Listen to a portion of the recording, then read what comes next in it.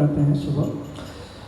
पर आज क्योंकि एकादशी है, एकादशी बहुत ही विशेष दिन है। जैसे इस भजन में भक्ति विनोद ठाकुर कह रहे हैं, माधव तिथि भक्ति जननी, कि ये माधव कृष्ण वृंदावन चंद्र का सबसे प्रिय दिन है।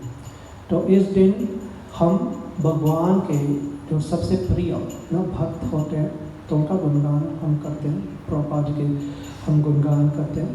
तो आगे जाने से पहले हम इस भजन का अर्थ पढ़ेंगे, फिर आज प्रभुपाद लीलामृत से प्रभुपाद जी के बारे में हम श्रवण और कीर्तन करेंगे।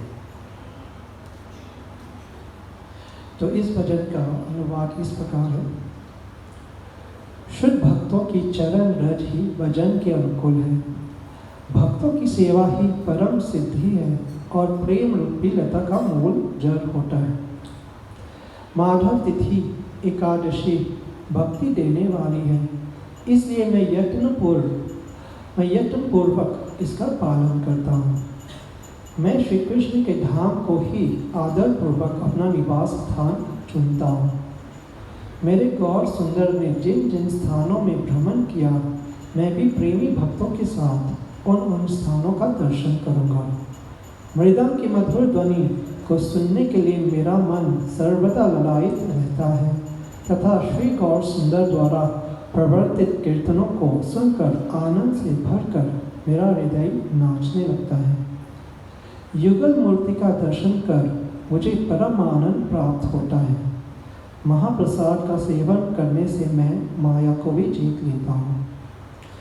जिस दिन घर में भजन कीर्तन होता है उस दिन घर साक्षात गोलोक हो जाता है। श्री भगवान का चरणामृत और श्री गंगा जी का दर्शन करके तो सुख की सीमा ही नहीं रहती। माधव प्रिय तुलसी का दर्शन कर त्रितापों से दग्ध हुआ हृदय सुशीतल हो जाता है। गौ सुंदर के प्रिय साध का आस्वादन करने में ही मैं जीवन की सार्थकता मानता हूँ। कृष्ण भजन के अनुकूल जो भी प्राप्त होता है उसे भक्ति विनोद प्रतिदिन सुखपूर्वक ग्रहण करता है। श्रील भक्ति विनोद ठाकुर की जय। हरे कृष्ण। तो हम प्रभुपाद लीलामृत से पढ़ेंगे। तो लास्ट टाइम जो है हमने पढ़ा था कि प्रभुपाद जी जो है एक्चुअली इस्कॉन को अपना खुद का जो मंदिर है ना, खुद का प्रॉपर्टी पहला सबसे पहले लॉस एंजल्स में मिला था और प्रभुपाद ने उस मंदिर को पूरे विश्व इस्कॉन के जो आंदोलन का हेडक्वार्टर बना है उस समय ना, अभी तो मायापुर है पर उस समय लॉस एंजलिस जो मंदिर है श्री श्री रुक्मिणी द्वारकाधीश मंदिर, तो वो इस्कॉन का हेडक्वार्टर था, है ना। तो वहीं पे जो प्रभुपाद जो भी स्टैंडर्ड सेट करना चाहते थे इस्कॉन के लिए, तो वहीं पे वो इम्प्लीमेंट करते थे, चाहे वो बुक डिस्ट्रीब्यूशन के लिए हो, डीटी वर्शिप के लिए या मैनेजमेंट के लिए। और बाकी जो भक्त दूसरे मंदिर का वो वहाँ आके ट्रेनिंग लेते थे। तो अब हम देखते हैं कि आगे क्या हुआ। नए मंदिर की एक विशेषता शिला प्रभुपाद की वाटिका थी। भक्तों ने मंदिर के पीछे के एक बड़े भूमि खंड को खोद कर उससे मलबा हटा दिया और वहाँ मिट्टी भर दी थी। भूमिखंड को केरी की दीवार से घेर कर उन्होंने उसमें घास लगवा दी थी और उसके चारों ओर फूलों के बगीचे लगवा दिए थे। तो प्रभुपाद जी के एक शिष्य हैं करंधर, तो वो कहते हैं, मैंने भूखंड के भीतरी भाग में चारों ओर कुछ क्यारियाँ बनाई थी और उसमें यत्र तत्र कुछ पौधे लगा दिए थे। किंतु प्रभुपाद ने कहा, नहीं, पौधे सर्वत्र लगाओ। सभी जगह कोई ना कोई पौधा होना चाहिए।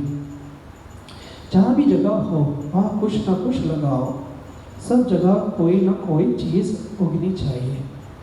वे बगीचे में पौधों की अत्यधिक वे बगीचे में पौधों की अत्यधिक चाहते थे, जैसे जंगल या उष्ण कटिबंध क्षेत्र में पौधे हर जगह मनमाने ढंग से अनियंत्रित उगते बढ़ते रहते हैं। शिला प्रभुपाद हमेशा संध्या समय बगीचे में बैठना पसंद करते थे, जहाँ फूलों की सुगंध लिए ताज़ी ठंडी हवा बहती रहती थी। बगीचे में वार्तालाप के प्रकरण भिन्न भिन्न होते थे, जैसे श्रीमद् भागवत, सभी विभिन्न विषय। कभी कभी भक्तों या अतिथियों के साथ सजीव वार्तालाप होते थे और कभी कभी प्रभुपाद सारा समय कीर्तन में बिता देते। वार्तालाप बहुत कम करते। कभी कभी प्रभुपाद किसी से कृष्ण पुस्तक से पढ़वा कर केवल उसे सुनते रहते। प्रभुपाद कहते थे कि जब वे बच्चे थे तब उनकी माँ ने मकान की छत पर एक बगीचा लगा रखा था और शाम को वे उसमें खेलने जाया करते थे। उन्हें वहाँ अब भी याद था। बचपन में उन्हें जो कुछ करना पसंद था वह उन्हें अब भी याद था। वे प्रसन्नतापूर्वक उसे स्मरण करते और लोगों को सुनाते थे। प्रायः वे टिप्पणी करते, मेरी माँ ने मकान की छत पर एक बगीचा लगाया था और अपने बचपन में मैं शाम को वहाँ जाता था और खेलता था। अब मेरे पास भी जाने के लिए ऐसा एक सुंदर स्थान हो गया। आगे बढ़ते हैं। प्रभुपाद की व्यक्तिगत निर्देशन में लॉस एंजलिस केंद्र विशेष इस्कॉन केंद्रों के लिए एक नमूना बन गया था। तो लॉस एंजलिस जो मंदिर था वो एक मॉडल बन गया अपना बाकी इस्कॉन सेंटर्स के लिए। उदाहरण के लिए सवेरे की भगवत कक्षा में वे संस्कृत मंत्रों का गायन करते थे और भक्तों से उसका ठीक वैसा ही अनुकरण कराते थे। और उन्होंने आदेश दिया कि उनके सभी मंदिरों में यह मानव कार्यक्रम लागू किया जाए। तो अभी स्टैंडर्ड सेट हो रहा है इस्कॉन के। तो पहले जो है क्योंकि प्रभुपाद ने इस्कॉन स्टार्ट किया था तो इतना जैसे सिस्टमैटिक स्टैंडर्ड या प्रोग्राम नहीं था। तो अब लेसन जब प्रभुपाद को जैसे हम इस्कॉन को अपना बिल्डिंग मिल गया तो प्रभुपाद ने यही सोचा कि अब समय आ गया कि हम स्टैंडर्ड सेट करें, है ना। तो यहाँ मॉर्निंग क्लास के बारे में जैसे ये क्लास हो रहे हैं, प्रवचन हो रहे हैं, तब वो सेट हुआ उस समय ना लॉस एंजलिस में। मई 1970 में उन्होंने उत्तर अमेरिका और यूरोप में अपनी सभी 26 मंदिरों, तो उस समय 26 मंदिर थे तो अब 1000 से ऊपर भी के अध्यक्षों को लिखा कि वे लॉस एंजलिस आकर उसे मिले। तो उन्होंने सारे टेम्पल प्रेसिडेंट को बुलाया लॉस एंजलिस मंदिर में ताकि वो उनको सिखाए ना कि क्या स्टैंडर्ड होना चाहिए हर एक मंदिर में ना, क्योंकि वो लोग बताएंगे, वो लोग मैनेज करेंगे ना, वो लोग अपने अपने मंदिरों में स्टैंडर्ड सेट करेंगे। इस समय में अपनी सारी शक्ति ना, ये प्रभुपाद ने लिखा है खत, इस समय मैं अपनी सारी शक्ति इस लॉस एंजलिस केंद्र पर लगा रहा हूँ ताकि इसे अर्थ विग्रह की उपासना, आरती, कीर्तन और आवश्यक साज सज्जा के लिए अन्य केंद्रों के वास्ते नमूना बनाया जा सके। क्योंकि मैंने अपना यात्रा कार्यक्रम कम कर दिया है, इसलिए मैं चाहता हूँ कि आप अपनी सुविधा के अनुसार यहाँ आए और कुछ दिन रुक कर यहाँ जो कुछ हो रहा है उसे स्वयं देखें और आवश्यक निर्देश के लिए मुझसे मिले। मुझे आशा है कि सभी केंद्रों के कार्यक्रम एक साथ यहाँ के मानक के अनुसार ही हो जाएंगे। ऐसे नहीं कि ना दूसरे मंदिर में कुछ और चल रहा है, अलग मंदिर में कुछ और चल रहा है, नहीं, सब कुछ एक जैसा ना सिस्टमैटिक शास्त्रों के अनुसार और गुरु साधु शास्त्र के अनुसार होना चाहिए। तो ये प्रभुपाद का विजन था कि हर एक मंदिर में सेम स्टैंडर्ड हो ना, कि मॉर्निंग प्रोग्राम हो, मंगल आरती जितने सारे भक्त आए ना, मॉर्निंग लेक्चर, फिर प्रसाद, फिर सेवा, फिर इवनिंग प्रोग्राम, गौर आरती, गीता क्लास, तो ये था जो स्टैंडर्ड प्रभुपाद ने स्थापित किया था। मंदिरों के जितने अध्यक्ष प्रभुपाद से मिलने आए, उनमें से अधिकतर अपने जीवन के तीसरे दशक में थे। वे बहुत से व्यावहारिक और दार्शनिक प्रश्न साथ लेकर आए थे। वे अपनी नोटबुक अपने साथ लाए थे, जिनमें से हर चीज़ लिखते जाते थे। मंदिर के कार्यक्रम के लिए समय विभाजन से लेकर उसकी रंग योजना तक, कीर्तनों में प्रयुक्त होने वाली तरह तरह की लय, किसी संकीर्तन दल की व्यवस्था कैसे की जाती है इत्यादि, है ना। तो हर चीज़ का एक स्टैंडर्ड जो प्रभुपाद के विजन के अकॉर्डिंग के कैसे कीर्तन गाना है, कैसे भगवान की पूजा करना है, कैसे मैनेज करना है, तो सब कुछ सेट कर रहे थे प्रभुपाद। और शायद सबसे अधिक महत्व की बात यह है कि प्रभुपाद ने जो कुछ किया था, जो कुछ उनसे व्यक्तिगत रूप से कहा, वे उन सब चीज़ों को लिखते गए। तब मंदिरों के अध्यक्ष अपने अपने केंद्रों को बर्कले, हैम्बर्ग, टोरंटो, सिडनी आदि लौट गए ना। तो अमेरिका, कनाडा और ऑस्ट्रेलिया ना, तो उन जगहों पे मंदिर थे, और यूरोप में भी। वे आनंद से विभल और तत्पर थे। उन दर्जनों नए मानदंडों को कार्य में परिणत करने के लिए जिन्हें विश्व मुख्यालय लॉस एंजलिस में उन्होंने प्रभुपाद से आत्मसात किया है। तो सब बहुत ही उत्साहित थे ना, ये जो नए जो स्टैंडर्ड है जो प्रभुपाद ने सेट किया, उनको लागू करने के लिए, इम्प्लीमेंट करने के लिए। प्रभुपाद यद्यपि अपने आंदोलन का अधिकाधिक विस्तार करने की बात अब भी करते थे, लेकिन लगता था कि वे लॉस एंजलिस में ही संतुष्ट रहकर अपने मंदिरों के अध्यक्षों, अपनी संकीर्तन मंडलियों और अपनी पुस्तकों के द्वारा संसार के विभिन्न भागों में पहुंचना चाहते थे।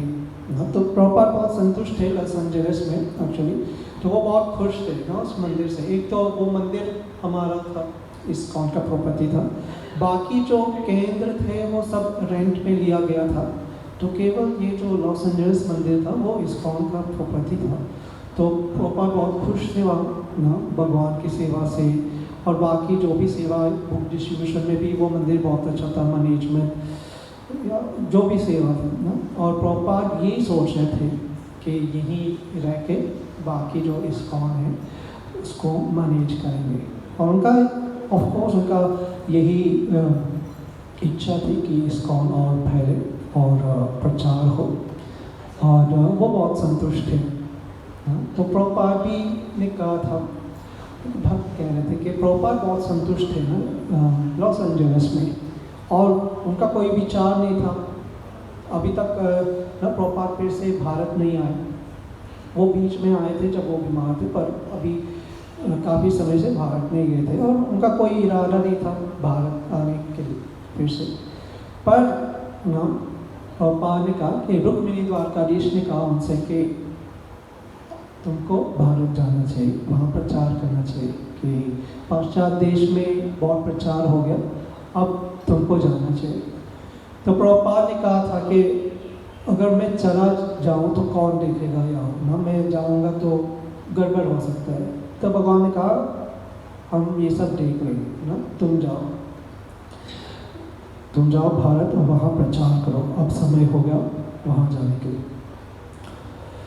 तब भी नई योजनाएं बराबर सामने आ रही थी, और प्रभुपाद ने इस्कॉन के सभी मामलों की देखभाल के लिए अपने चुने हुए 12 शिष्यों से गणित एक शासी मंडल की स्थापना की चर्चा फिर की ना, जीबीसी का स्थापना ना, कि प्रभुपाद ये चर्चा कर रहे थे कि ऐसे कमिटी ना जो इस्कॉन को मैनेज करे, जो स्टैंडर्ड प्रभुपाद ने सेट किया उसको मेंटेन करने के लिए ना, तो प्रभुपाद ये बनाना चाहते थे। एक्चुअली ये भक्ति सिद्धांत ठाकुर का ये इच्छा थी ना, जब भक्ति सिद्धांत ठाकुर ने गौड़ीय मत स्थापित किए थे ना, तो वो एक जीबीसी बोर्ड बनाना चाहते थे। जीबीसी का मतलब है गवर्निंग बॉडी कमीशन जो मैनेज करेंगे, कोई भी इंस्टीट्यूट को मैनेज करने के लिए मैनेजर्स चाहिए जो देखेंगे जो भी आध्यात्मिक या जो भी स्टैंडर्ड है वो मेंटेन हो ना, वरना सब अपने हिसाब से करेंगे, सब अपने मन से करेंगे ना, तो ये बहुत ज़रूरी है। तो प्रभुपाद जो है वो कह रहे हैं कि 12 शिष्य जो है वो चूज़ करेंगे जो जीबीसी बनेंगे। अब जो है इस कॉल में जो जीबीसी बोर्ड है उसमें 40 भक्त होते हैं पूरे विश्व के ना, भारत के, अमेरिका, हर जगह के जो बहुत ही वरिष्ठ और बहुत ही उन्नत भक्त है, एडवांस भक्त है, तो वो ही देखते हैं ना जो भी कार्य चल रहा है इस कॉल में, जो प्रभुपाद ने स्टैंडर्ड सेट किया। और अधिक सन्यासियों को दीक्षित करने की बात भी की, जिन्हें वे भारत ले जाकर परिव्राजक धर्मोपदेशक के रूप में प्रशिक्षण देना चाहते थे ना। तो प्रभुपाद, एक तो प्रभुपाद को भी पता था कि उनके पास बहुत लिमिटेड टाइम है, बहुत सीमित टाइम है, तो वो प्रचार को बहुत तेज़ी से फैलाना चाहते थे, तो इसलिए वो बहुत जल्दी संन्यास दीक्षा भी दे रहे थे अपने शिष्यों को, उनको ट्रेनिंग देना चाहते थे, प्रशिक्षण देना चाहते थे ना। परिव्राजकाचार्य, जैसे हम कहते हैं जय ओम विष्णुपाद परमहंस परिव्राजकाचार्य। परिव्राजकाचार्य का मतलब है जो आचार्य भ्रमण करते हैं प्रचार करने के लिए ना। कई प्रकार के सन्यासियों होते हैं, उनमें से एक है परिव्राजकाचार्य जो भ्रमण करते हैं प्रचार करने के लिए ना। तो वो चाहते थे कि उनके जो शिष्य हैं उसी मूड में आए ना, प्रचार के मूड में, और उसके लिए संन्यास लेना आवश्यक था, क्योंकि सन्यासी का धर्म ही है भ्रमण करना और भगवान के बारे में प्रचार करना। और अपनी पुस्तकों के नियमित और समुचित प्रकाशन के सुनिश्चित करने के लिए वे एक विशेष समिति संगठित करना चाहते थे जो केवल प्रकाशन का कार्य देख सके। बीबीटी ना, भक्ति वेदांत बुक ट्रस्ट, तो वो भी प्रभुपाद अब उसको स्थापित करना चाहते थे ना, कि एक अलग से ही कमिटी या एक अलग से बुक ट्रस्ट है जो केवल बुक्स के पब्लिकेशन को देखते हैं ना। उसमें वो इस्कॉन से अलग है एक्चुअली है ना, तो उसमें जो फंड्स आते हैं तो हम जैसे मंदिर में यूज़ नहीं कर सकते हैं, पर हम लोन ले सकते हैं बीबीटी से मंदिर को बनाने के लिए। एक्चुअली बीबीटी का ये उद्देश्य था कि हाफ जो फंड्स जो आते थे वो बुक्स के प्रिंटिंग के लिए और हाफ जो है आधा जो है वो मंदिर निर्माण के लिए। प्रभुपाद लॉस एंजलिस में आनंद पूर्वक रहने लगे। कभी वे अपने विश्वव्यापी धार्मिक आंदोलन की व्यवस्था में लगे होते, कभी लॉस एंजलिस के मंदिर में अपनी सतत वर्धमान भक्त मंडली से संस्कृत मंत्रों का जप कराते, कभी उषा काल में पूर्व बेला में अकेले बैठे अनुवाद करते रहते ना। तो ये प्रभुपाद की लीला थी लॉस एंजलिस में ना। तो वो अपने भक्तों को ट्रेन कर रहे थे संस्कृत में, स्पेशली ना कई भक्त ने शीर्षोपनिषद याद कर रहे थे ना, प्रभुपाद ने उनको ट्रेन किया था शीर्षोपनिषद याद करने के लिए। और जैसे यहाँ भी बताया जा सकता है कि प्रभुपाद लगातार अनुवाद ट्रांसलेशन कर रहे थे पुस्तकों। एक दिन लंदन से एक रिकॉर्ड पहुँचा, एक रिकॉर्ड जो पहले होता था सीडी की तरह। लंदन के भक्तों ने जो जॉर्ज हैरिसन की सहायता से एक एल्बम बना चुके थे, अब एक नए केवल गोविंद रिकॉर्ड का उन्मोचन किया था ना, जिसमें गोविंदम आदिपुरुषम जो ब्रह्मा संहिता जो दर्शनार्थी में बजाते हैं, तो उसका वो रिकॉर्डिंग किया था यमुना माता जी और बाकी जो भक्त थे जो गए थे। उसके गीत में वे ही श्लोक थे जो प्रभुपाद ने उन्हें ब्रह्म संहिता से सिखाए थे, और जिनमें से हर श्लोक का अंत गोविंदमादि पुरुषम तमहम भजामि से होता था। प्रभुपाद ने आदेश दिया कि रिकॉर्ड को मंदिर के सवेरे के कार्यक्रम में बजाया जाए करे। तो लॉस एंजलिस में ये जो जो स्टैंडर्ड है कि जब दर्शन आते होंगे तो ये जो गोविंदम आदि पुरुषम ना, वो जो भजन है वो बजाया जाएगा। आप देखोगे और कोई मंदिर में नहीं होता है, ये केवल इस्कॉन में होता है। तो एक बार क्या हुआ, प्रभुपाद जी दर्शन करने आए थे सुबह और गलती से किसी ने रिकॉर्ड बजा दिया। तब प्रभुपाद बहुत भावुक हो गए थे ना, भगवान को देख कर उनके आंखों में अश्रु आ गए ना। तब प्रभुपाद ने कहा हर रोज़ ये बजना चाहिए ना जब हम दर्शन करते हैं सुबह। तो कई उसके बाद कई लोगों ने ना जैसे विरोध किया कि ना माता जी गा रही हैं, यमुना माता जी गा रहे हैं ना। तो क्योंकि उस समय मंदिर में बहुत सारे ब्रह्मचारी और सन्यासी आया करते थे, तो पापा ने कहा ना केवल माता जी नहीं है और भी भक्त गा रहे हैं इसमें ना, तो उस पर ध्यान नहीं दे। और प्रभुपाद जी बहुत ही ना, यमुना माता जी जो है वो बहुत ही प्रिय शिष्य थी प्रभुपाद की ना। प्रभुपाद कहते थे कि वो भाव के लेवल पे है ना, बहुत उच्च कोटि के भक्त है ना। आप सोचिए जैसे अभी हम पढ़ रहे हैं श्रीमद् भागवतम से कि नारद मुनि प्रहलाद महाराज के गुणगान कर रहे हैं ना, कि इतना गर्व है उनको प्रहलाद महाराज के ऊपर ना। नॉर्मली गुरु जो है शिष्य का गुणगान नहीं करते, पर जब शिष्य ऐसे सेवा करते हैं, ऐसी भक्ति करते हैं ना कि गुरु भी बहुत प्रसन्न हो जाते हैं, तो गुरु अपने आप को रोक नहीं पाते, तो वो अपने शिष्य का गुणगान करते हैं। तो यही जीवन का ना सार्थकता है एक शिष्य का कि मेरे गुरु जो है वो मेरी सेवा को रिकॉग्नाइज करे। वैसे प्रभुपाद जी बहुत खुश थे, बहुत प्रसन्न थे यमुना माता जी से ना, कि उन्होंने कहा कि वो बहुत उच्च कोटि के भक्त। एक्चुअली उस समय जीबीसी में केवल जो है जो प्रभु थे या सन्यासी थे, पुरुष भक्त थे जीबीसी के मेंबर्स, और प्रभुपाद चाहते थे कि यमुना माता जी भी जीबीसी बने क्योंकि वो बहुत उच्च कोटि के भक्त थे। पर यमुना माता जी इतना विनम्र है, तो उन्होंने कहा, उन्होंने नॉर्मली वो मना नहीं करते प्रभुपाद को, जब प्रभुपाद कुछ भी कहते थे वो तुरंत ही कर लेते थे ना। ऐसे ही एक बार ट्रेन से जा रहे थे इन भारत में, तो प्रभुपाद ने कहा मुझे चावल खाने का मन कर रहा है। अब ट्रेन में ना तो कहाँ चावल मिलेगा ना, तो यमुना माता जी और एक और भक्त थे कौशल्य माता जी ना, तो वो ढूंढने लगे कहाँ से मिलेगा, कहाँ से मिलेगा, मिल नहीं रहा था। तो वो गए पेंट्री में ना जहाँ बनता है, तो वहाँ से नहीं ले सकते काम क्योंकि वहाँ नॉन वेज भी बनता है। तो उन लोगों ने क्या किया, तो उन लोगों ने कहा हमको परमिशन दीजिए चावल बनाने के लिए। उन लोगों ने जो पेंट्री के जो इंचार्ज है या जो वहाँ काम कर रहे थे उन्होंने कहा नहीं, हम परमिशन नहीं दे सकते, आप यहाँ नहीं आ सकते। तो यमुना माता जी ने क्या कहा, अगर आप परमिशन नहीं दोगे मैं ट्रेन से कूद जाऊँगी। और वो सीरियस थे, ऐसा नहीं कि वो ऐसे ही बोल रहे थे ना। तो इतना लेवल का समर्पण था ना यमुना माता जी प्रभुपाद के लिए। फिर उन लोगों ने परमिशन दिया, उन लोगों ने फिर पूरा किचन को बहुत साफ किया, फिर चावल बनाया था प्रभुपाद के लिए। तो प्रभुपाद बहुत खुश हो गए थे कि इतना कठिन सेवा उन्होंने किया था। तो यही है तात्पर्य, यही कि प्रभुपाद जो है बहुत ही प्रसन्न थे, बहुत ही खुश थे यमुना माता जी की सेवा से।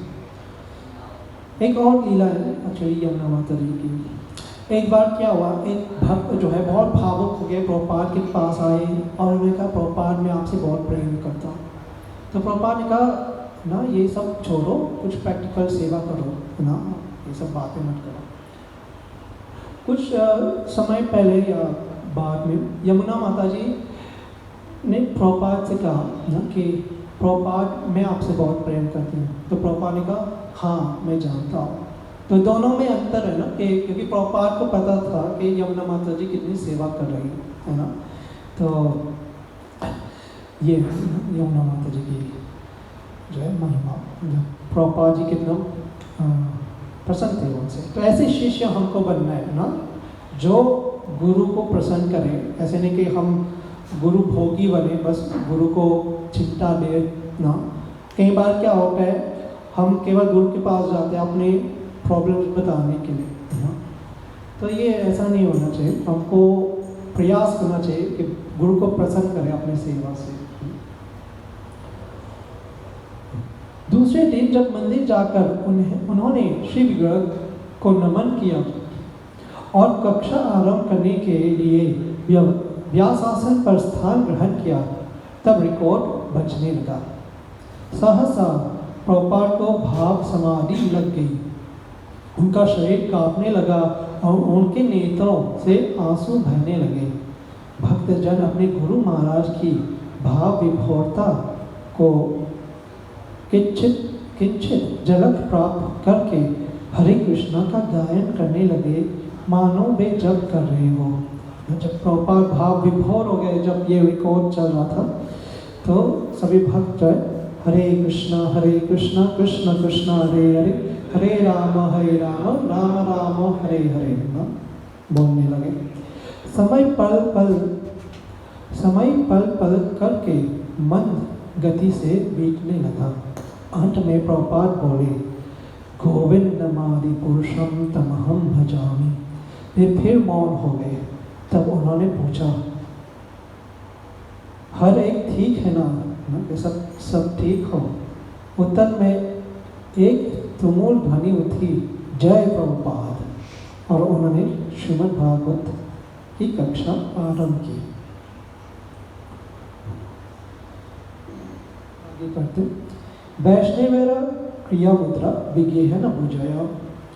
ये चैतन्य चरितामृत से श्लोक है। वैष्णव के मन को कोई नहीं समझ सकता ना, जो भी वैष्णव करते हैं ना, वैष्णवेर क्रिया मुद्रा।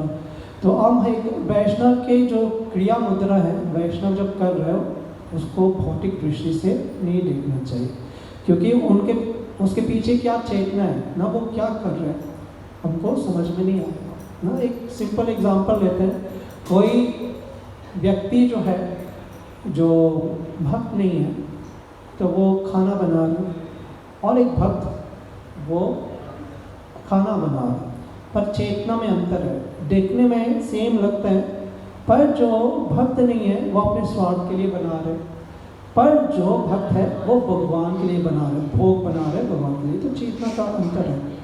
बाह्य दृष्टि से लग सकता है कि दोनों सेम ही कार्य कर रहे हैं, पर चेतना में बहुत अंतर है। तो इसलिए वैष्णवेरा क्रिया मुद्रा विज्ञेह न भुजया। तो हमको वैष्णवों को जज नहीं करना है, वो क्या कर रहे हैं क्या नहीं कर रहे हैं ना, हमको समझ में नहीं आएगा। एक और बहुत ही अच्छा एग्जाम्पल है वृत्रासुर का ना, कि दिखने में असुर है, पर उनका चेतना जब आप पढ़ोगे भागवतम से, कितने उच्च कोटि के चेतना ना। केवल एक शुद्ध भक्त ही किसी दूसरे शुद्ध भक्त को भली भांति समझ सकता है, किंतु प्रभुपाद के जीवन के मुख्य कार्यकलापों का अवलोकन करने से हम जान सकते हैं कि वे जो कुछ करते थे वह भगवान कृष्ण के प्रति शुद्ध सेवा भाव से करते थे, और कृष्ण के प्रति समर्पण कैसे किया जाता है वह उसका सच्चा उदाहरण था। वे अपने शिष्यों को प्रायः प्रोत्साहित करते थे और उनकी प्रशंसा भी करते थे, और भगवान चैतन्य के आनंदपूर्ण संकीर्तन आंदोलन में अधिकाधिक भाग लेने के लिए उन्हें सदा प्रेरित करते रहते थे। किंतु वे अपने शिष्यों के दोषों को भी प्रदर्शित करते रहते थे, और इन दोषों को देखना कभी उनके और उनके शिष्यों दोनों के लिए बड़ा कष्टकारक होता था। तो गुरु का ये कार्य है ना, कि शिष्यों में दोष देखना, क्योंकि गुरु क्या है, हितैषी है हमारे, है ना। ऐसे नहीं कि गुरु कोई पॉलिटिशियन है कि आपके हाँ में हाँ मिलाएगा ना। आप कहोगे गुरु को मुझे प्याज लहसुन खाना है, गुरु कहेंगे हाँ हाँ खाओ, कोई दिक्कत नहीं। ऐसे कई गुरु होते हैं ना, जो बस पहले दिन में ही दीक्षा दे देते हैं ना। तो ये नहीं है, ये आध्यात्मिक स्टैंडर्ड नहीं है ना। दीक्षा या गुरु बनाना, गुरु को स्वीकार करना, ये कोई आसान चीज़ नहीं, कोई साधारण चीज़ नहीं ना। क्योंकि भगवान खुद ही कह रहे, तद विधि परिपाते न परिप्रश्न न सेव्य उपलक्षन्ति ते ज्ञानम ज्ञानिनस तत्वदर्शिनम। गुरु कौन है? तत्वदर्शी है ना। और श्रीला रूप गोस्वामी भी कहते हैं ना कि वाचो वेगम मनस क्रोध वेगम जीवा वेगम उदर हस्त वेगम एतान वेगम यो विषहित धीरा सर्वम अपि माम प्रतिबिंब सशिष्यात्। कौन शिष्य बना सकते हैं?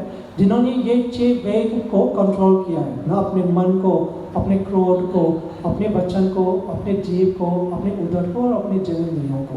तो ऐसे व्यक्ति बहुत ऊंच कौन कर सकता है ना? बहुत दुर्लभ है ऐसे व्यक्ति, कोई शुद्ध भक्त ही कर सकते हैं भगवान के।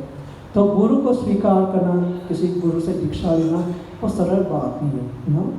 तो इसलिए ना तो गुरु हमारे हितैषी है, वो हमारे हित के लिए बोलते हैं। गुरु क्या चाहते हैं कि हम पूर्ण हो जाए, हम परफेक्ट हो जाए भगवान की सेवा के लिए, क्योंकि उसमें ही हमारे हित है।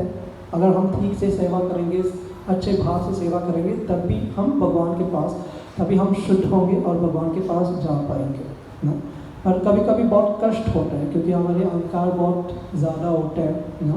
तो गुरु कुछ कहते हैं, गुरु हमारे अनुसार से नहीं कहते हैं, तो बहुत कष्ट होता है। तो ऐसे प्रभुपाद भी जब अपने शिष्यों को सिखाते थे, कुछ बोलते थे उनके हित के लिए, तो कभी कभी ना कष्ट होता था। तो आज के लिए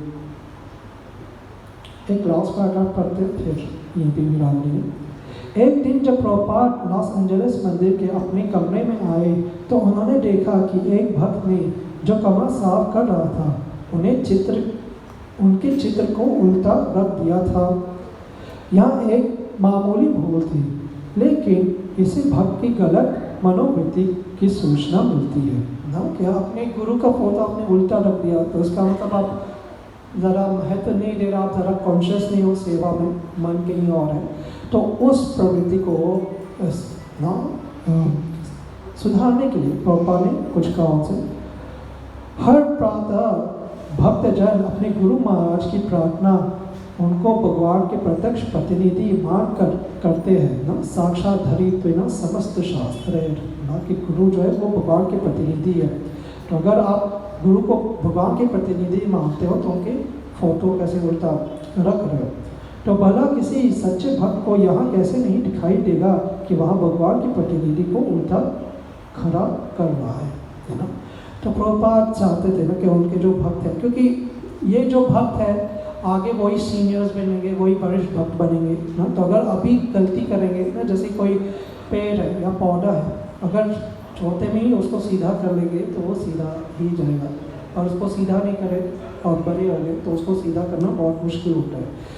तो इसलिए प्रभुपाद जो है उन्होंने उन लोगों को जो स्टैंडर्ड है और जो सदाचार है उनको सिखाया, ताकि आगे जो है इस कौम जो है सही से जो स्टैंडर्ड है वो फॉलो करे, है ना। तो आज के लिए यहीं पे हम विराम देंगे ना। आज बहुत ही शुभ दिन है, एकादशी है। एकादशी को बताएगा माधव तिथि, भक्ति जननी माधव के बहुत प्रिय है, और इस दिन भक्ति मिलना बहुत ही सरल है। भक्ति नॉर्मली सुदुर्लभ के बहुत दुर्लभ है भक्ति मिलना।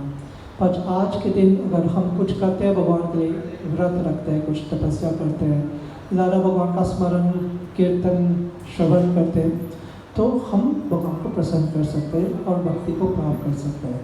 तो आज हम प्रयास करेंगे ना कि भगवान को प्रसन्न करने के लिए ज़्यादा से ज़्यादातर ना कि उनसे प्रार्थना करेंगे, माला करेंगे ज़्यादा और व्रत रखेंगे, ताकि हमको भक्ति मिले और भगवान की सेवा कर सके, जैसे प्रभुपाद चाहते हैं ना। प्रभुपाद चाहते थे कि हम सब परफेक्ट हो जाए भगवान की सेवा में।